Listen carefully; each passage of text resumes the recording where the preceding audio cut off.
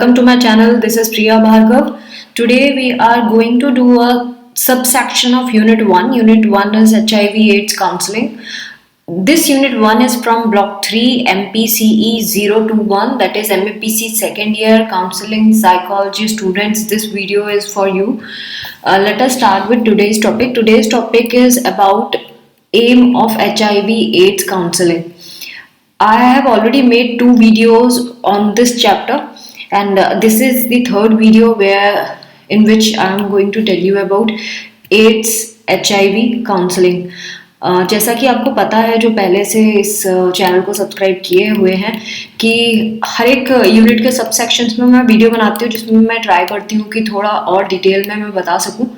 और main reason यही है कि एक यूनिट एक वीडियो में क्यों नहीं कवर हो रही है, और इसी इंटेंशन से वीडियो बनाए गए हैं कि आपको एक फ्रेमवर्क मिल जाए। ये टोटली इस इंटेंशन से बिल्कुल नहीं बनाए गए कि आप सिर्फ ये पढ़ के जाएं और इसी को पढ़ के एग्ज़ाम दे दें। आपको थोड़ी सी सेल्फ स्टडी करनी ही होगी, वो बहुत ज़रूरी है। बिफोर आई स्टार्ट मैं आपसे थोड़ी सी एक छोटी सी रिक्वेस्ट है, सब्सक्राइब करें चैनल को, शेयर करें इन वीडियोस को ज़्यादा से ज़्यादा स्टूडेंट को, सो दैट सबको हेल्प हो जाए इसकी। और तीसरी चीज़, नोटिफिकेशन बेल को प्रेस करना ना भूलें, क्योंकि आप प्रेस करेंगे तो आपको मैं लाइव सेशंस करती हूँ most of the time Sundays को। तो अगर कभी कभी अचानक से आ जाती हूँ मैं, सो अगर आप नोटिफिकेशन बेल प्रेस करके रखेंगे तो आपको टाइम से पता चल जाएगा कि मैं लाइव स्ट्रीमिंग कर रही हूँ। तो आपके कोई डाउट्स हैं, आप कुछ पूछना चाहते हैं या ऐसे ही बात करना चाहते हैं या मुझसे मिलना चाहते हैं तो वो हो पाएगा। So let us start with today's topic, AIIMS of HIV/AIDS counselling. यहाँ अगर आप देखें तो पिंक हाईलाइट किया है, मतलब कि ये टॉपिक वो है जो पहले भी एग्जाम में आ चुका है और आगे भी आएगा। अब काउंसलिंग जो है देखा जाए तो हेल्थ केयर में होलिस्टिक मॉडल में काउंसलिंग एक बहुत बड़ा रोल प्ले करती है। यानी कि होलिस्टिक मॉडल वो मॉडल होता है जिसमें हम एवरी एस्पेक्ट कवर करते हैं हेल्थ केयर का, चाहे वो आयुर्वेदिक हो गया, चाहे वो मेंटल हेल्थ हो गया, चाहे कोई और सेक्शन हो गया हेल्थ का। तो जब हम हेल्थ केयर में सारे के सारे एस्पेक्ट्स कवर करते हैं तो वो होलिस्टिक मॉडल माना जाता है। तो होलिस्टिक मॉडल के अंदर काउंसलिंग भी एक कोर एलिमेंट माना गया है, क्योंकि पेशेंट के मैनेजमेंट में साइकोलॉजिकल जो इश्यूज आते हैं उनको जानना भी बहुत ज़रूरी है। क्योंकि कोई भी अगर किसी बीमारी से, ऐसी बीमारी से जो ज़िंदगी भर चलने वाली बीमारी है, बहुत बारी ऐसा होता है कि वो साइकोलॉजिकली टूटना शुरू हो जाता है, हिम्मत हारना शुरू हो जाता है। उस वक्त काउंसलर हैं जो एक बहुत इंपॉर्टेंट रोल प्ले कर सकते हैं। सो जो काउंसलिंग है वो कंसंट्रेट करती है इमोशनल एंड सोशल इश्यूज को लेकर, और पॉसिबल और एक्चुअल इन्फेक्शंस कैसे हो सकते हैं, मतलब HIV होने की क्या पॉसिबिलिटी है, और एक्चुअली जब HIV हो गया तब तो और कब ऐसी कंडीशन कौन सी है जब HIV से वो एड्स में कन्वर्ट हो जाता है। ये सारी चीज़ें काउंसलर ही बताता है। और एक और चीज़ जो हमें ध्यान में रखनी होती है वो ये कि क्लाइंट का कॉन्सेंट लेना बहुत ज़रूरी है। जब हम काउंसलिंग को एक्सटेंड करना चाहते हैं, ख़ास तौर से उसके फैमिली मेम्बर्स के साथ या उसके स्पाउस के साथ या सेक्स पार्टनर के साथ या रिलेटिव के साथ, तो हमें सबसे पहले क्लाइंट क्या कॉन्सेंट लेना बहुत ज़रूरी है, उनकी परमिशन लेना बहुत ज़रूरी है। विदाउट देयर परमिशन हम किसी से ये चीज़ डिस्क्लोज नहीं कर सकते। HIV काउंसलिंग के कुछ ऑब्जेक्टिव है। प्रिवेंटिव ऑब्जेक्ट, 2 मेन ऑब्जेक्टिव जो हमें पता होना चाहिए वो ये है, जो UNAID ने किया है, वो है प्रिवेंशन एंड केयर। तो HIV/AIDS काउंसलिंग के 2 जनरल एम है। पहला है प्रिवेंशन ऑफ HIV ट्रांसमिशन, यानी हम HIV को ट्रांसमिट होने से कैसे बचाना है, और दूसरा counselling services to the AIDS patient and their family. हम किस तरह से काउंसलिंग करेंगे एड्स के पेशेंट की और उसके फैमिली मेम्बर्स की, वो ये 2 चीज़ें बहुत इंपॉर्टेंट है HIV/AIDS काउंसलिंग में। सो सबसे पहली चीज़ प्रिवेंशन ऑफ HIV ट्रांसमिशन। इसमें आप काउंसलिंग कैसे करेंगे ये हम देखेंगे। जैसा कि आपको पहले ही पता है कि जो HIV के जब स्प्रेड होता है इसको हम बचा सकते हैं कि अगर हम सामने वाले का बिहेवियर चेंज कर दें, यानी जिस तरह से वो अपनी लाइफ जी रहा है उस तरीके को हम बदल दें तो स्प्रेड होने की, ट्रांसमिशन होने की चांसेस कम हो जाती है। ये बहुत सारे प्रिवेंटिव मेजर्स में से एक प्रिवेंटिव मेजर है। इसमें फ्रैंक डिस्कशन करना बहुत ज़रूरी है। इम्पॉर्टेंट सेंसिटिव एस्पेक्ट्स जो पेशेंट की लाइफ के होते हैं उसके बारे में हम डिस्कस कर सकते हैं, और पेशेंट हमसे डिस्कस कर सकता है अपनी लाइफ के सेंसिटिव एस्पेक्ट्स को। और ये भी हो सकता है कि कभी कभी पेशेंट, और ये 1-to-1 होना बहुत ज़रूरी है, क्योंकि अगर हो सकता है कि अगर हम इसका डिस्कशन पब्लिकली करें या दूसरे पेशेंट्स के सामने करें तो वो कॉन्फिडेंशियलिटी के चक्कर में कुछ बोले ना, या फिर उसको ये लगे कि दुनिया मुझे जज करेगी, इसीलिए भी एग्जाइटी क्रिएट हो सकती है। तो ये 2 फैक्टर से हो सकता है वो अपनी इंफॉर्मेशन किसी रिलेटिव को पास ऑन ना होने दे, या फिर हमारे साथ बैठ के खुद की भी काउंसलिंग ना कराए। आगे अगर हम देखें तो और भी चीज़ें हैं जिसको हमें ध्यान में रखना है, जैसे कि जो पेशेंट है, अगर उसको पता है कि उसको HIV इन्फेक्शन है या उसको डिजीज हो गई है HIV एड्स की, तो उनको बहुत ज़्यादा साइकोसोशल एंड साइकोलॉजिकल स्ट्रेसेस होना शुरू हो जाते हैं। उनको किस बात का डर लगता है इस चीज़ से कि दुनिया उनको रिजेक्ट कर देगी, या बहुत सारे जो सोशल स्टिग्मा है कि अरे एड्स वाला पेशेंट है, इससे दूर रहो, ये वो करके। एंड देन डिजीज किस तरह से प्रोग्रेस होगी उसकी भी चिंता होती है उस इंसान को, कैसे आगे बढ़ेगी बीमारी। और देन बहुत सारे उसके फ्यूचर को लेकर अनसर्टेनिटीज हो जाती हैं कि वो किस तरह से अपनी बीमारी को मैनेज करेगा अब आगे। तो ये बहुत सारे साइकोसोशल एंड साइकोलॉजिकल स्ट्रेसेस आप देखेंगे पेशेंट के अंदर।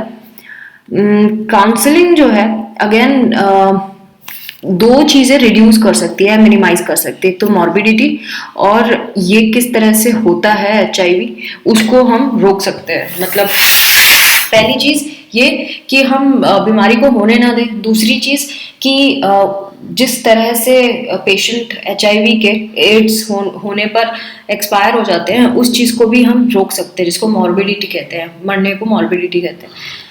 या और मॉर्बिडिटी उसके कंडीशन को भी बोलते हैं जब इंसान में बहुत सारी बीमारियां पकड़ जाती हैं, मतलब एड्स वाली कंडीशन, एड्स में बहुत सारी बीमारियां पकड़ने शुरू हो जाती हैं। तो इन सब इन दोनों चीज़ों, और जिसकी वजह से उसकी डेथ हो जाती है, तो ये दोनों चीज़ों को हम रिड्यूस कर सकते हैं।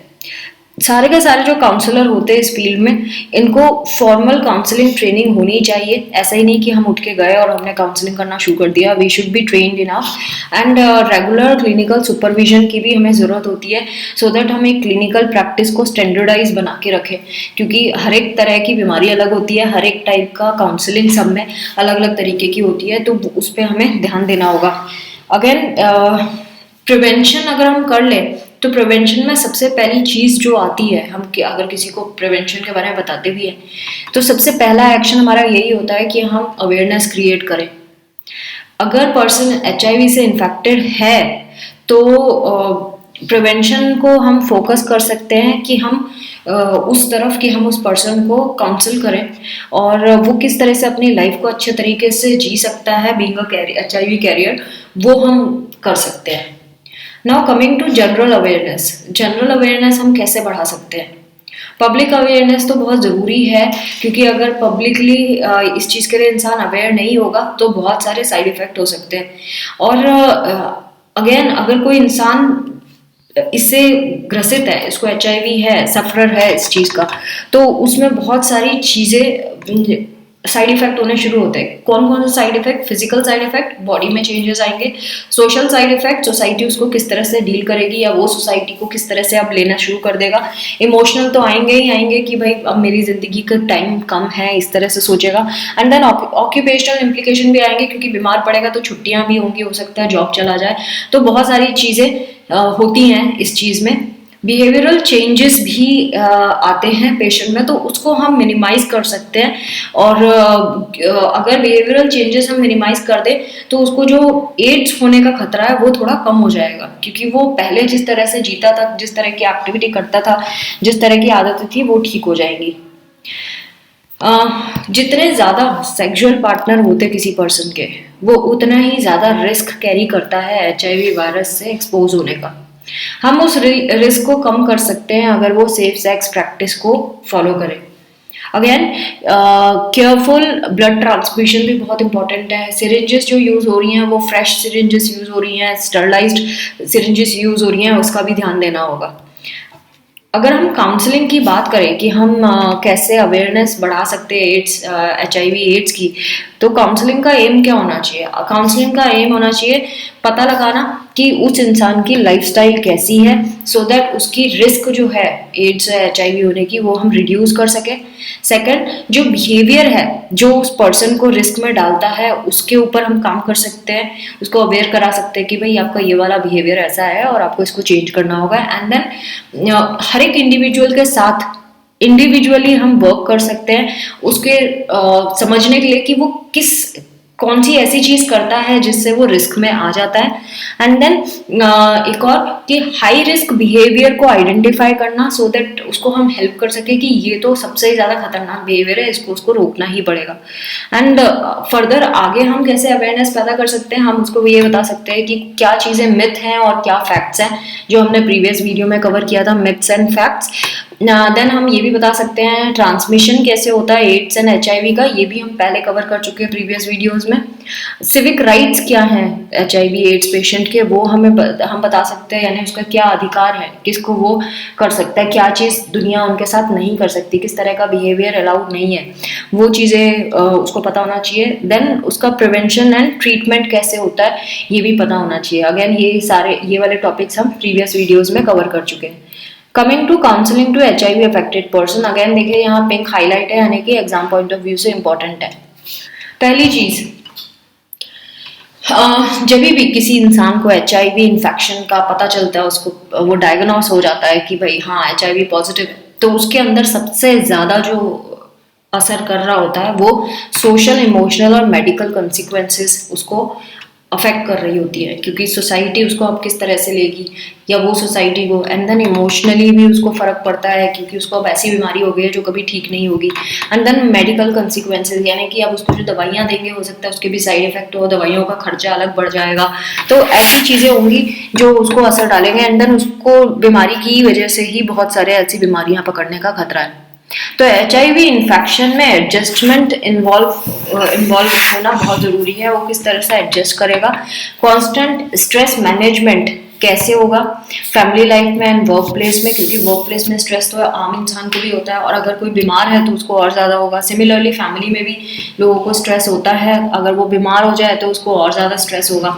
काउंसलर को ज़रूरी है कि वो सेंसिटिव रहे, उसके लिए एम्पैथेटिक रहे, पॉजिटिव एटीट्यूड बना के रखे एड्स पेशेंट की तरफ, उसके साथ गुड रैपॉर्ट बनाना बहुत ज़रूरी है। जब हमारी उससे अच्छे से रैपॉर्ट बनेगा तो ये हम उसके डायग्नोस्टिक न्यूज़ को जब वो ब्रेक करेगा तो वो पॉजिटिव वे में बता सकता है अपने फैमिली मेम्बर्स को। ये काउंसलर अगर उसको बता रहा है तो काउंसलर पॉजिटिव वे में बता सकता है और पेशेंट उसको पॉजिटिव वे में लेगा।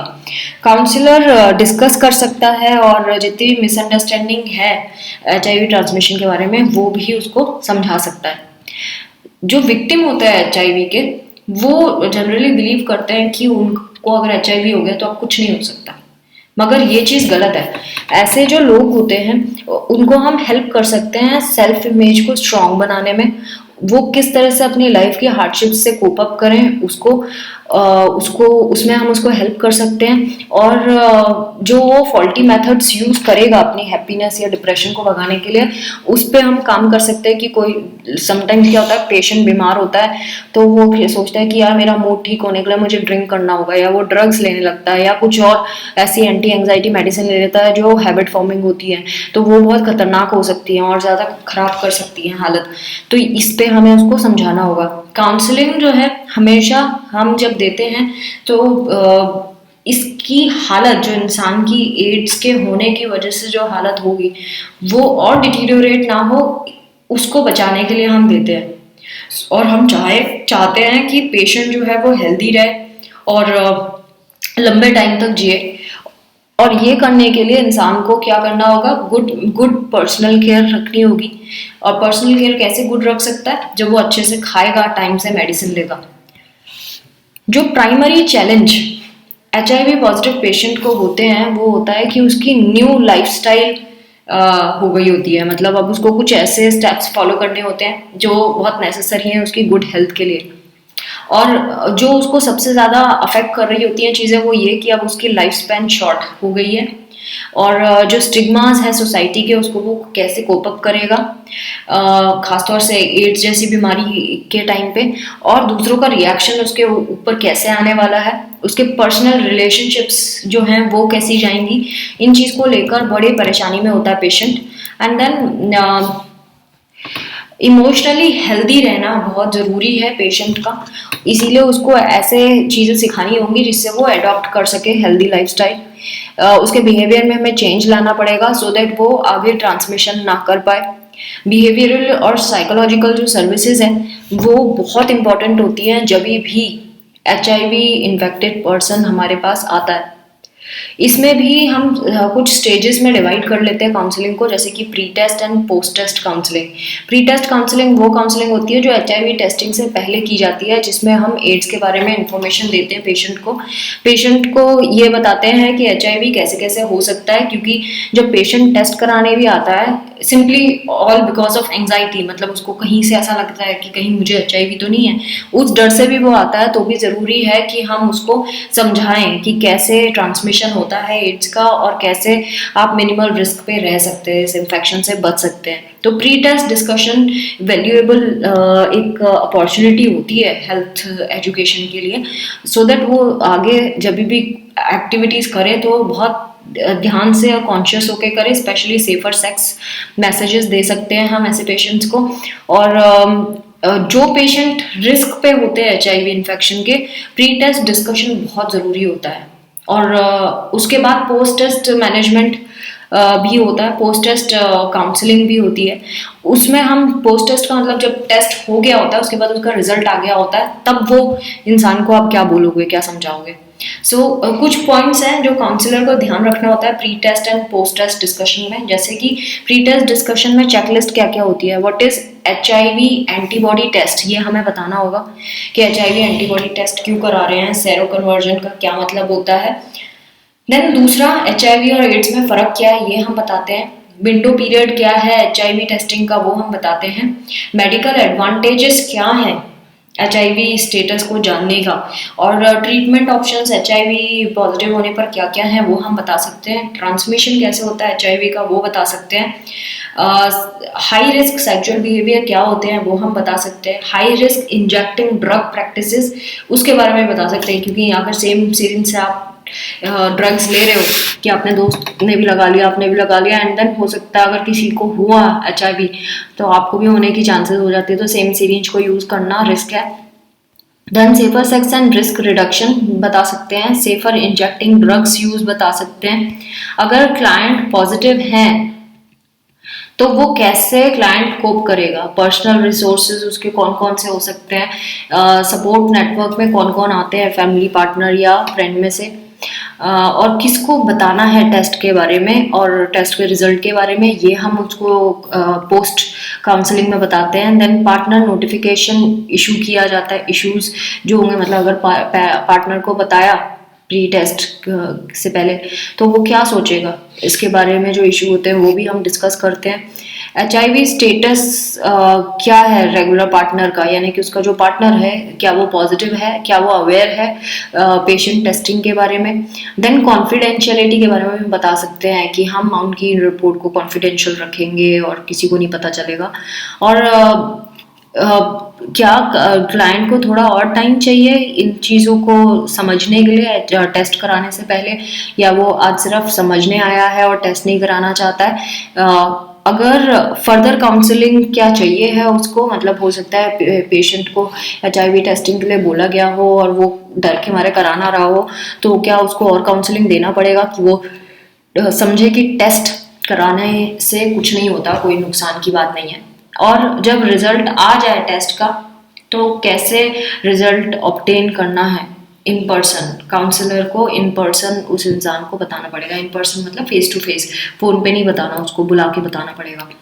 पोस्ट टेस्ट काउंसलिंग क्या होता है? पोस्ट टेस्ट काउंसलिंग में जब रिजल्ट आ जाता है तो ये सिंपल और स्ट्रेट फॉरवर्ड मैनर में हम पेशेंट को बोल देते हैं कि भाई आपका पॉजिटिव आया है।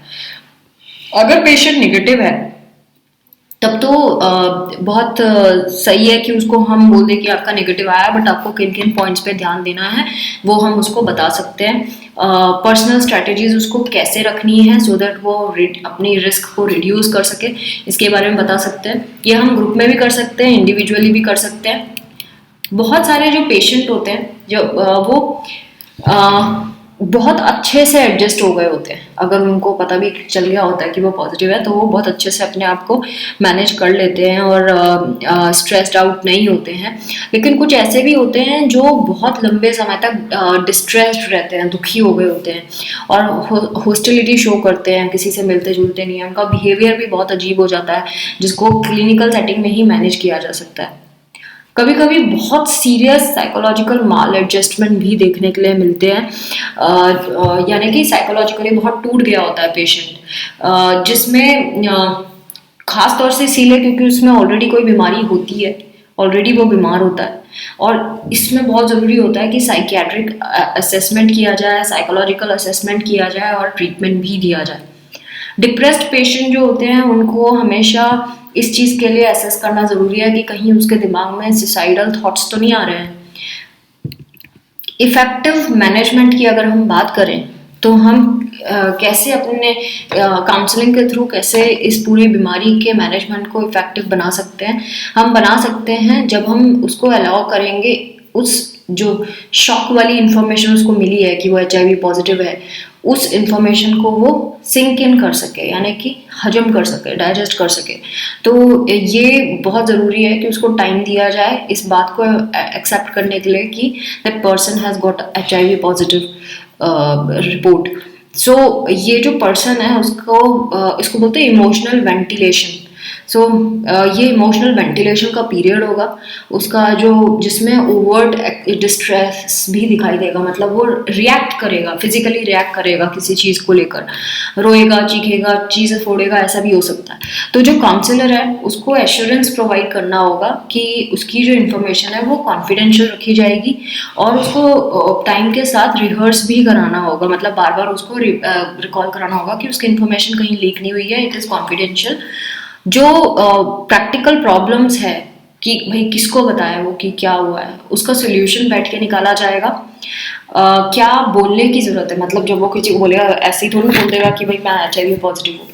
सो वो उसके लिए किस तरह से उसको आधार बांधना पड़ेगा, अपने स्टेटमेंट्स को तैयार करना होगा और ये हम उसको समझाएंगे काउंसलिंग में। एंड अगेन हम डिस्कस करेंगे सेफर सेक्स प्रैक्टिसेस के बारे में, कौन सी ड्रग थेरेपीज उसको लेना है उसके बारे में भी हम उसको समझाएंगे। तो क्लियर इन्फॉर्मेशन जो मेडिकल की होती है और काउंसलिंग फॉलोअप ये देना पड़ेगा हमें कि मेडिकल के लिए भी वो, मतलब डॉक्टर जो फिजिशियन उसको मेडिसिन देंगे उसके लिए भी वो फॉलोअप करें एंड काउंसलिंग के लिए भी फॉलोअप करें। काउंसलिंग हेल्प कर सकती है पेशेंट के पार्टनर को भी और उसके फैमिली मेम्बर्स को भी, तो सिर्फ पेशेंट को अकेले नहीं बल्कि उसके फैमिली मेम्बर्स को भी हम हेल्प कर सकते हैं। जो कोपिंग प्रोसीजर्स होते हैं वो प्री टेस्ट डिस्कशन स्टेज पे भी हम रिहर्स करते हैं और इसको हम बार बार रिव्यू भी करते हैं जब भी पेशेंट हमसे मिलता है। और हम ये भी उससे डिस्कस करते हैं कि पेशेंट के अब आज के क्या प्लानिंग है, इवनिंग में वो किन लोगों से मिलेगा, वो क्या बातें करेगा, कैसे जिन लोगों से मिलता है वो कैसे लोग हैं। तो ये चीज़ें हम पेशेंट से डिस्कस करते हैं। और अगर प्रैक्टिकल अरेंजमेंट की बात करें तो वो मेडिकल फॉलोअप होना बहुत ज़रूरी है और जो भी फॉलोअप में हुआ है उसको हम लिखते हैं, रिटर्न होना बहुत ज़रूरी है जो भी प्रैक्टिकल फॉलोअप में हो रहा है। पेशेंट को कभी भी इंफॉर्मेशन जो HIV की इंफॉर्मेशन है उससे ओवरलोड नहीं करना। कभी कभी क्या होता है कि जो काउंसलर होता है वो खुद ही इतना ज़्यादा एंग्जाइटी से भर जाता है कि वो अपनी एंग्जाइटी को से बचने के लिए वो एंशियस होकर जल्दी जल्दी पेशेंट को ओवर इन्फॉर्मेशन दे देता है एंड वो खतरनाक हो सकती है पेशेंट के लिए। तो पेशेंट को सिर्फ उतनी इन्फॉर्मेशन दी जाए जो उसके लिए, उसके भले के लिए है। नाउ हम बात करेंगे कोपिंग स्ट्रैटेजीज। कोपिंग स्ट्रैटेजीज क्या क्या हो सकती है, किस तरह से आप पेशेंट को कोप होने में हेल्प कर सकते हैं कि इस दुख से वो बाहर निकल पाए। पहला, काउंसलिंग करके। सेकंड, प्रॉब्लम सॉल्विंग, जो उसकी लाइफ में प्रॉब्लम्स आ रही हैं ऐसी कंडीशन में उसको वो कैसे सॉल्व कर सकता है। तीसरा, participation in discussion about treatment जो दिया जा रहा है उसके बारे में वो डिस्कस कर सकता है, खुल के समझ सकता है। And then using social and family networks, family और सोशल नेटवर्क्स जो हैं उनको यूज़ कर सकता है, लोगों से बात कर सकता है, फैमिली मेम्बर से बात कर सकता है। ऑल्टरनेटिव थेरेपीज यूज़ कर सकता है जैसे रिलैक्सेशन टेक्निक, मसाज, ये सब। एंड देन इंडिविजुअल पोटेंशियल जो है खुद के कंट्रोल के लिए, जो इसके ऐसे इश्यूज हैं जिसको वो मैनेज कर सकता है आराम से कंट्रोल करके, उसको वो एक्सप्लोर कर सकता है कि कौन सी चीज़ें ऐसी हैं जिसको वो खुद ही मैनेज कर सकता है। And then disclosure of HIV status and using support options. HIV status को वो कैसे डिस्क्लोज करेगा और कैसे उसको, और कौन कौन से ऐसी जगह हैं जहाँ से उसको सपोर्ट मिल सकता है, ये चीज़ें वो कर सकता है। Now coming to different psychological responses to a HIV positive test result. किस किस तरीके का इंसान रिएक्ट करता है, किस तरह से रिएक्ट करता है जब इंसान HIV पॉजिटिव टेस्ट रिजल्ट आता है उसका। पहला उसका रिएक्शन होता है शॉक, वो शॉक में चला जाता है कि उसका क्या डायग्नोसिस आ गया। फिर उसको ये ध्यान में आने लगता है कि मॉर्टेलिटी के बारे में, कि उसकी ज़िंदगी बहुत कम रह गई है। देन उसको फ्यूचर के बारे में होप्स बहुत कम हो गई होती हैं। सेकेंड है फियर एंड एंग्जाइटी। जब उसको फियर एंड एंग्जाइटी होना शुरू हो जाता है, जब उसको रिपोर्ट मिलती है पॉजिटिव होने की, तो उसको बहुत डर लगने लगता है, क्योंकि उसको नहीं मालूम, अनसर्टेन प्रोग्नोसिस, मतलब उसे नहीं मालूम कि आगे जाके फ्यूचर में ये बीमारी क्या रूप ले लेगी। देन मेडिसिन के क्या इफेक्ट होंगे, वो भी डर पैदा करते हैं, एंग्जाइटी पैदा करते हैं। देन ट्रीटमेंट अगर नहीं हुआ, ठीक से ट्रीटमेंट नहीं चला, ट्रीटमेंट दिया तो लेकिन दवाइयों ने ऐसा नहीं किया, तब क्या होगा, उसका डर लगा रहता है। देन आइसोलेशन का डर रहता है कि लोग मुझे छोड़ देंगे, लोग मेरा साथ नहीं दिखाएंगे, वो अकेला पड़ जाएगा, इस बात का डर रहता है। Then sexual, social and sexual rejection होने की चांसेस बढ़ जाती हैं। दूसरों को इन्फेक्ट करने का डर बढ़ जाता है, दूसरों से इन्फेक्ट, और दूसरों से वो इन्फेक्ट हुआ है इस चीज़ की भी एंग्जाइटी उसको होती है। देन उसके पार्टनर्स का रिएक्शन कैसा होगा उसका भी उसको डर रहता है। नेक्स्ट है डिप्रेशन। डिप्रेशन भी हो जाता है अगर डायग्नोसिस पॉजिटिव आता है, तो डिप्रेशन में वो, उसको ये लगता है कि उसकी जो क्रॉनिक वाइटल कंडीशन है उसमें वो कैसे एडजस्ट करेगा खुद को। अगर क्योर नहीं है तो क्योर नहीं है उसकी भी उसको डिप्रेशन होनी शुरू हो जाती है। इल हेल्थ जो हो जाती है इसकी वजह से, इस बीमारी की वजह से, वो बहुत असर डालती है, उसको डिप्रेशन की तरफ ले जाती है। सोशल, ऑक्यूपेशनल और सेक्सुअल रिजेक्शंस जो उसको मिलते हैं ट्रीटमेंट के फेल होने पर, वो भी उसको डिप्रेशन की तरफ ले जाता है। Now coming to anger and frustration. अगर वो इन्फेक्टेड हो जाता है, जैसे कि हम ये वही कंडीशंस पढ़ रहे हैं कि पॉजिटिव होने पर इंसान किस किस तरह से रिएक्ट करता है, वो एक और तरीका यह है कि एंगर एंड फ्रस्ट्रेशन से भी वो रिएक्ट करता है, कि क्योंकि उसको नए तरीके में एडॉप्ट होना होगा। इनवॉलेंटरी हेल्थ रिस्ट्रिक्शंस उसकी हो जाएंगी, मतलब कि वो जो नहीं चाहता उस तरह से उसको लाइफस्टाइल रिस्ट्रिक्ट करनी होगी। फिर देन ड्रग के रिजीम, दवाइयाँ कितने बजे खानी है, कौन सी खानी है, उसका ध्यान रखना होगा। पॉसिबल उन दवाइयों के साइड इफेक्ट भी होंगे तो उसका भी ध्यान रखना होगा। तो ये बहुत फ्रस्ट्रेशन, एक बंधा सा फील होने लगता है, इंसान बंधा सा फील करता है कि क्या ज़िंदगी क्या थी और क्या हो गई, तो वो बहुत गुस्सा और फ्रस्ट्रेशन सब पैदा करने लगता है। देन है गिल्ट भी होता है उसको ऐसा लगता है कि HIV होने से उसको पनिशमेंट मिल रही है, उसको ऐसी बीमारी हो गई है जो उसको पनिश कर रही है। और कभी कभी उसको लगता है कि वो गे है इस वजह से उसके साथ ऐसा हो रहा है, कभी कभी उसको लगता है उसने ड्रग्स यूज़ किए थे इसीलिए ऐसा हो रहा है। एंड पार्टनर या फैमिली की वजह से भी ओवर एंग्जाइटी होती है एंड वो गिल्ट पैदा करना शुरू कर देता है। Now coming to another topic which is counselling patients and partners together. ये भी बहुत ज़रूरी है, अगर पेशेंट है और उसका जो पार्टनर है उन दोनों की साथ में काउंसलिंग होना ज़रूरी है। और हमें तभी ही हम दोनों को एक साथ काउंसिल कर सकते हैं जब क्लाइंट ने हमें कॉन्सेंट दिया है और उसके पार्टनर का भी कॉन्सेंट हमारे पास है। सो इन रीजन से बहुत इंपॉर्टेंट है कि हम ऐसा करें। पहला, एडजस्टमेंट टू सेक्सुअल बिहेवियर, उसको दोनों को ये समझाना ज़रूरी है कि अब उनके सेक्सुअल बिहेवियर में थोड़ा उन्हें एडजस्ट करना होगा। लाइफस्टाइल इश्यूज जो आएंगे उसको डिस्कस करेंगे हम, उनको एक्सप्लेन करेंगे सारी चीज़ें क्लियरली कैसे होता है दोनों जनों को।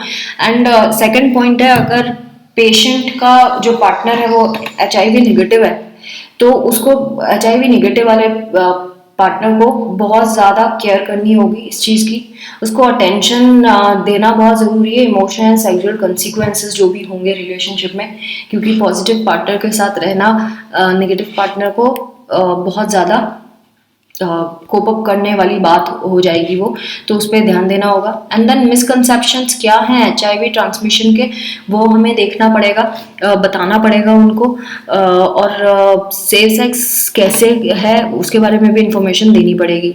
अगेन जो पार्टनर्स हैं और पेशेंट्स हैं उनके साइकोलॉजिकल रिस्पॉन्सेज क्या हैं डायग्नोसिस को लेकर, वो भी हमें देखना होगा। और उससे एंजाइटी हो रही है, डिप्रेशन हो रहा है, क्या हो रहा है उसको एक्सप्लेन करना होगा, और कैसे मैनेज किया जा सकता है हर एक पर्सपेक्टिव वो भी देखना होगा।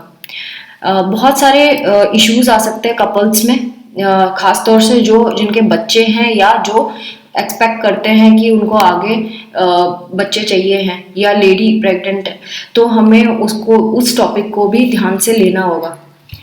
पार्टनर्स और फैमिली मेम्बर्स जो होते हैं वो कभी कभी क्या होता है, पेशेंट से ज़्यादा उस पेशेंट का पार्टनर या उसका जो फैमिली मेम्बर है वो ज़्यादा डिफिकल्टी फील करते हैं।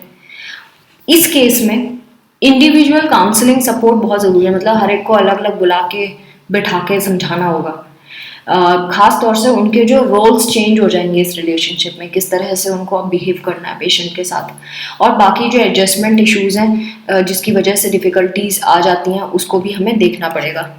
बहुत सारे ऐसे केसेस भी हमें देखने को मिलेंगे जिसमें काउंसलिंग, फॉलोअप काउंसलिंग की ज़रूरत पड़ती है। खासतौर से जो फॉलोअप काउंसलिंग होगी वो एपिसोडिक होगी, मतलब हमेशा पेशेंट नहीं आएगा, तब आएगा जब उसको बहुत ज़्यादा ही दिक्कत आ रही है इमोशनली, क्योंकि HIV पॉजिटिव इन्फेक्शन एक ऐसी बीमारी है जो लाइफ लॉन्ग चलने वाली है, और अलग अलग चैलेंजेस पेशेंट के सामने आएंगे, और जब चैलेंजेस आएंगे तो जब वो कोप अप नहीं कर पाएगा तब उसको काउंसलिंग लेना पड़ेगा। तो बहुत सारे काउंसलिंग सेशंस हो सकते हैं डिपेंडिंग अपॉन कि उस इंडिविजुअल के साथ क्या प्रॉब्लम आ रही है, उस पेशेंट के साथ क्या प्रॉब्लम है, और क्या कैसे हम क्लिनिकल जजमेंट हम उसी के अकॉर्डिंगली कर पाएंगे।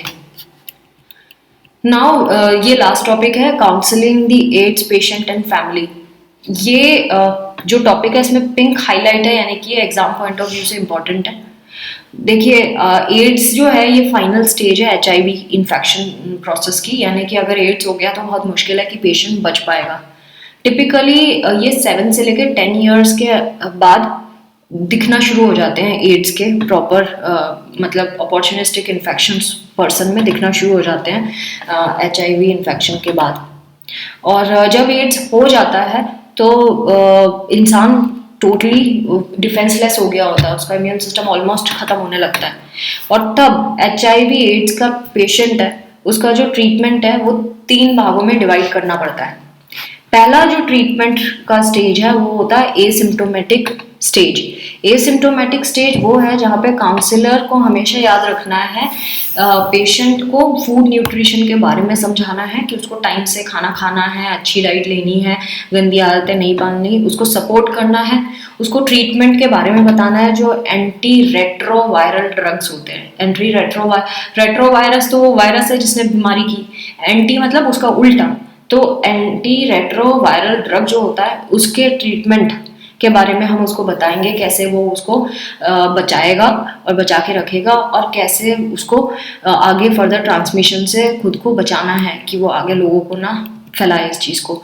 देन सेकंड स्टेज आता है सिम्टोमेटिक, जिसमें जो काउंसलर है वो हेल्प करता है पेशेंट को न्यूट्रिशनल इफेक्ट्स को मैनेज करने में कि किस तरह की डाइट उसको लेना है। देन ट्रीटमेंट क्या है HIV से रिलेटेड इन्फेक्शन का, जब उसके अंदर इन्फेक्शन शुरू हो गए होते हैं पेशेंट के अंदर, तो उसको क्या कौन से इन्फेक्शन की क्या दवाई लेनी है इस पर ध्यान देना होगा। मेडिकल केयर क्या चाहिए, साइकोलॉजिकल सपोर्ट क्या चाहिए, वो सारे इसके ऊपर हमें काम करना होता है पेशेंट के ऊपर। लास्ट स्टेज होती है end of the life stage, जिसमें काउंसलर का रोल होता है ये सबसे इम्पोर्टेंट रोल इसी स्टेज पे होता है, एंड ऑफ लाइफ स्टेज, जिसमें काउंसलर बताता है कि पेशेंट को तो हेल्प करना है, साथ में फैमिली मेम्बर्स को भी उसको हेल्प करना होता है। फैमिली मेम्बर्स, पेशेंट सब डिप्रेशन और ग्रीफ की स्टेज में पहुंच गए होते हैं, क्योंकि ये ऐसी चीज़ है जो पेशेंट हैज़ टू एक्सेप्ट कि अब कुछ नहीं हो सकता, अब बस खत्म है, दी एंड है। तो जो काउंसलर हैं उनको पेशेंट को इमोशनली स्ट्रांग बनाना होगा, उसको जिंदगी का जो सच है यानी कि डेथ, उसके बारे में उसको हजम करवानी होगी बात कि देखो अब सबके साथ ऐसे ही होता है करके। ये बड़ा मुश्किल चीज़ है काउंसलिंग का, कि आप किसी को ये बोल रहे हो कि चलो अब मरने का टाइम आ गया, करो, अब सोचो कैसे क्या, अब एक्सेप्टेड एंड बस शांति से मरो वाला बात। तो ये कितनी दिक्कत की बात होती है किसी को बोलना ये चीज़, दिस इज़ वेरी डिफ़िकल्ट। तो उसको प्रिपेयर करना होगा हमें डेथ के लिए, और सो दैट वो जब वो इस दुनिया से जाए तो अपने फैमिली मेम्बर्स को भी शांति रख के जाए, फैमिली मेम्बर से कोप अप कर पाए, इसको देखते हुए उसको वैसा ही रहना होगा। और पेशेंट को भी हेल्प करना होगा कि जितना वक्त उसके पास बचा है वो उसको फुलेस्ट वे में जी ले। तो एड्स, जैसे कि आपको पता है, क्योरेबल तो है नहीं, इसको क्योर नहीं किया जा सकता, और सिर्फ हम प्रिवेंट कर सकते हैं एड्स को, कि एड्स हो ही ना। तो एंटी रेट्रोवायरल ट्रीटमेंट जो है वो यूजफुल तो है, लेकिन कुछ हद तक। तो अगर साइड इफेक्ट इस मेडिसिन के भी होते हैं जिससे पेशेंट को अनवेल फील होता है, और कभी कभी पेशेंट इसके साइड इफेक्ट से कोप अप भी नहीं कर पाते, वो भी बड़ा मुश्किल काम होता है। तो सिर्फ बीमारी नहीं, बीमारी में यूज़ होने वाली दवाइयाँ भी बहुत खतरनाक होती है। सो हम ये कह सकते हैं कि individual counselling, relationship counselling, family counselling, support groups, ये ऐसी 4 चीज़ें हैं जो हमें यूज़ करनी होती है जब कोई पेशेंट को इस तरह की HIV एड्स की शिकायत होती है, या पॉजिटिव निकल आते हैं, वो HIV पॉजिटिव निकल आते हैं। तो पेशेंट को हमें हेल्प करना होगा इस तरीके से, फैमिली मेम्बर्स एडजस्ट हो सके, कोप अप कर सके इस तरह से लाइफ में। वो सारी चीज़ें हम इन 4 तरीकों से कर सकते हैं, individual counselling, relationship counselling, family counselling and support group के through. Friends, this was all about unit 1 जो आज मैंने ख़त्म कर दी। आई होप आपको मेरे वीडियोज़ यूज़फुल लगते हैं, और अगर ऐसा है तो प्लीज़ सब्सक्राइब करें मेरे चैनल को, शेयर करें, लाइक करें, और ज़्यादा से ज़्यादा स्टूडेंट को पहुँचाने की कोशिश करें, क्योंकि कोरोना तो ख़त्म होने का नाम नहीं ले रहा, क्लासेस का अता पता नहीं है, लेकिन एग्ज़ाम तो मे बी ऑनलाइन हो जाए या जो भी व्हाट्सएवर। लेकिन ये जो वीडियोस बनाए जा रहे हैं ये हमेशा के लिए बनाए जा रहे हैं, तो इसीलिए आप फैलाते रहिए, ये वीडियोस को स्प्रेड करते रहिए कोरोना वायरस से तेज़ी से। उस कोरोना वायरस जितनी जल्दी फैलता है उससे भी तेज़ इसको शेयर करिए लोगों से, सो दैट ज़्यादा से ज़्यादा स्टूडेंट्स इससे पढ़ सकें, सीख सकें और अच्छी नॉलेज को गेन कर सकें। अगेन एक और चीज़ रिपीट करूँगी इससे पहले कि मैं जाऊँ, कि आप प्लीज़ इस वीडियो को सिर्फ पढ़ने का सोर्स ना समझें, ये सिर्फ एक फ्रेमवर्क है जो मैं आपको समझाने के लिए यूज़ करती हूँ। आपको सेल्फ स्टडी इज़ मस्ट, अपने आप भी पढ़ें, ये बहुत ज़रूरी है। सो अब take care of yourself, thanks for watching, bye bye.